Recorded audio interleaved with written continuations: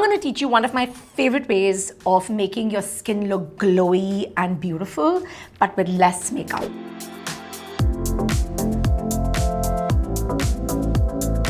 Hi, I'm Namrata Soni, and as a professional makeup artist, I've seen it all. One day your skin is glowing, the next a pimple pops up right before a big event. Suddenly, your only concern is how to do your makeup without making the breakout worse. That's why I'm here with Ishika from Tweak, sharing some of my best advice for makeup on acne-prone skin. So I remember getting my first pimple when I was 17, and it has been a permanent part of my life ever since. So do you think acne is quite common these days? Acne is very common these days. It's lifestyle choices, it's the climate that we live in, it's hormones for women. There are so many factors that play a role in acne. Knowing women and knowing this world and knowing God, our pimple has to come just on the day of the biggest event. So all the time, but there are really some very interesting tricks and tips that I can teach you how to tackle those even on a big day. Oh my god, I'm excited for this. I'm definitely making notes. Done. So I'm going to start with skin prep, and I'm going to take you through what are the right products to use for acne prone skin and why and how your makeup can look flawless. So I'm starting with a lovely day moisturizer. This for me is really important because it allows the skin to breathe, but at the same time, that beautiful glowiness that you need is really important. Now, Ishika has dry skin? Yes. Or do you have combination skin? So I have dry skin. So every time even I put makeup, my skin texture gets highlighted and it looks rough. So I don't know what I'm doing wrong while applying makeup. What do you use right now under makeup when you're applying makeup? I apply a moisturizer. Then What moisturizer? I'm just curious. Because what moisturizer you use is really important under your makeup. Because you have dry skin, I will use a moisturizer which is really nice and creamy and thick. I usually go for water gel So consistency. that's not meant for your skin type. A water and gel based moisturizer is actually good for people who have really oily or sensitive skin. Not for people who have dry skin. Even though you may be suffering from acne, it's not meant for you. So I'm going to take a green color corrector now because you have a lot of redness on your skin.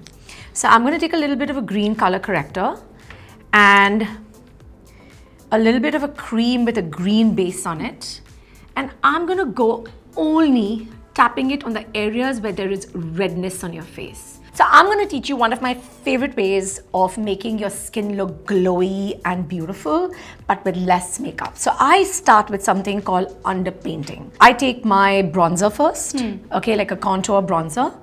And I'm going to go underneath the jawline with a brush, and I'm just going to add a little bit of dimension, a little bit of sculpting to the face, so that when you're doing so much of concealing and trying to make your skin look really even and beautiful, your entire face tends to go flat. Yeah. So I'm adding a little bit of dimension with a little bit of a contour. I'm going to teach you how to use a beautiful peachy blush. Now there are two ways of doing it. This thing, I'm taking it on the back of my hand, right there, okay? And I'm going to use a brush and I'm just going to go and blend it out. Can you see what I'm doing? Yeah. I'm going to go above the contour that I've done. So I'm adding quite a bit of it because it's going to get mostly covered with the concealer and foundation. Now I'm going to start doing the magic. Okay, there are a couple of different ways of how you can do your concealing. So now depending on the day, how's your skin feeling today? Are the acne marks less? Is my acne less? You can literally go in with just your beauty blender and your foundation first. Whenever I try to apply my makeup, because I have different skin tone Everywhere. everywhere. Yes. So what happens is when I try to cover my acne marks, I have to put on a lot of product which ends up looking cakey. Do you use just a concealer or do you also use a color corrector? I just use a concealer. I don't use That is incorrect. Okay. For Indian skin, we need color correctors. Color correctors are our best friend. Okay, and I'm going to show you what you need for your skin. So if you see my palette here, these are my color correctors. That's my concealer and that's my foundation. Okay, so I'm going to take a concealer brush and I'm going to go and dab into my color corrector. Okay, You have a lot of pigmentation around your mouth area and you have it around the cheek area over there, which we've already, that's more redness than pigmentation because of your acne marks. I'm taking a damp sponge and I'm basically just, can you see, I'm not dragging my sponge. I'm just patting it and pushing the product into your skin. There are two ways of doing this. I am now going to mix my color corrector with my concealer. Can you see that? This is a really cool way of doing it. And now I'm going to go underneath your eyes, around the areas that you had pimples. I'm now going to take my flat, thicker brush, which is my foundation brush. I'm going to go in where my concealer was, tap into my foundation now. Can you see that? I'm really tapping in, taking very little. A little bit goes a really long way. Basically, it's less is always more. Less is more. Okay, less is more. So I'm going to show you how I like to wear it. Okay, so I've taken a little bit of my foundation on my hand and I'm actually going to put it on my hand. Okay, and I'm going to warm it up on my sponge and really push it into my sponge.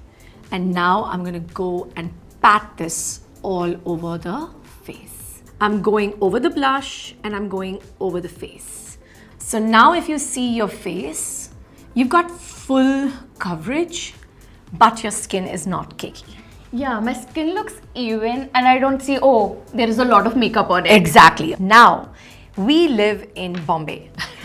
Okay, unfortunately. We don't live in London or Paris or New York. So we need to powder our skin. The importance of setting your makeup is the key in making sure that your makeup lasts. Yeah. I'm going to be using a pink powder. Okay, it looks really pretty on Indian skin. So if you have any pigmentation, any darkness, any discoloration, that pink really just evens it out and tones it down.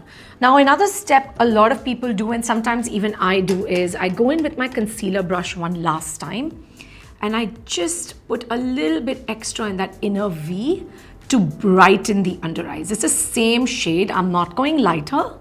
It's just to basically brighten up that under eye and make you look a little bit awake. There are a couple of different ways of using a powder. A lot of people use it with a brush, some people use it with a sponge, some people use it with a puff. When you want your makeup to really last, okay, that is, you've done it in the morning, now you do not want to touch it, which is what I am.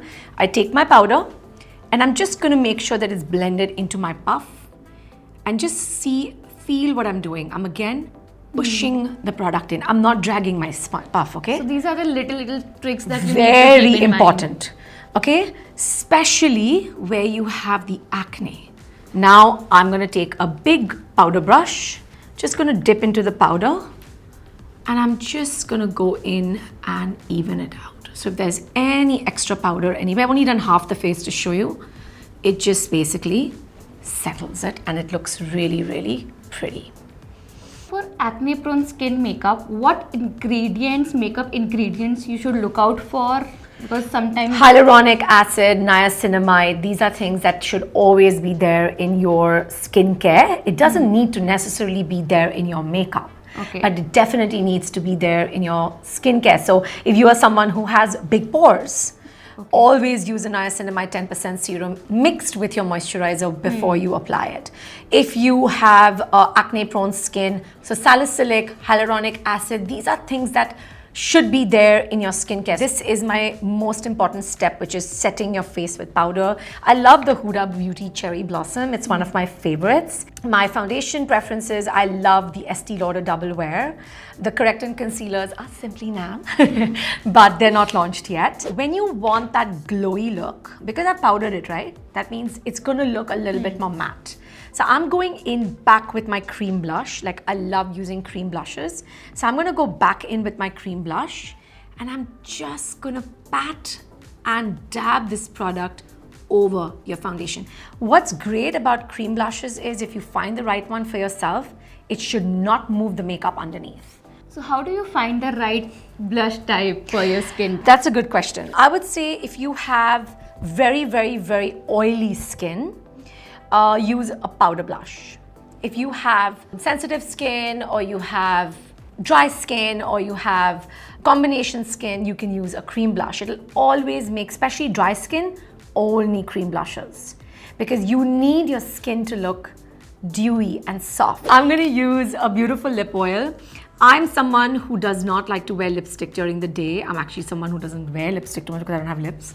So I like tinted lip oils. This is one of my favorite ones. Look down, open your eyes, open your eyes, open your eyes, and look down at the floor. Okay? I won't pinch you. Okay? Okay. They're quite lifted actually. Yeah, and then I'm using a smudge-resistant, smudge-proof mascara. Okay, so I'm using the Simply Nam one because that's the one I love. It's got a Japanese kabuki brush, which is gorgeous. It just separates your lashes. See the difference between both your eyes? I'm going to finish this off because I love highlighter. I'm a highlighter queen.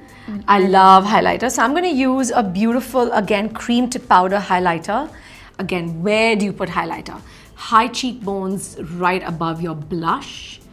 Okay, daytime, less is more. You're only putting it to get that beautiful dewiness and glow to your skin, nothing too much. Don't forget the bridge of your nose. It just makes it look very, very pretty and highlighted. And that's about it. So for me, this is like my go-to quick. If you see yourself, it shouldn't look like you're wearing makeup, and that's the key to good concealing, correcting for acne-prone skin. Thank you so much. For anyone who has acne-prone skin, you need to remember, figure out what your skin type is. Whether you're dry skin, combination skin, oily skin, acne-prone skin, and accordingly use makeup. So if you are someone, like I said before, who has dry skin but acne-prone, check out this video and you're gonna love it. If you do not have the exact lipstick and the exact lip, what the hell is this? Lip liner? I'm forgetting the name.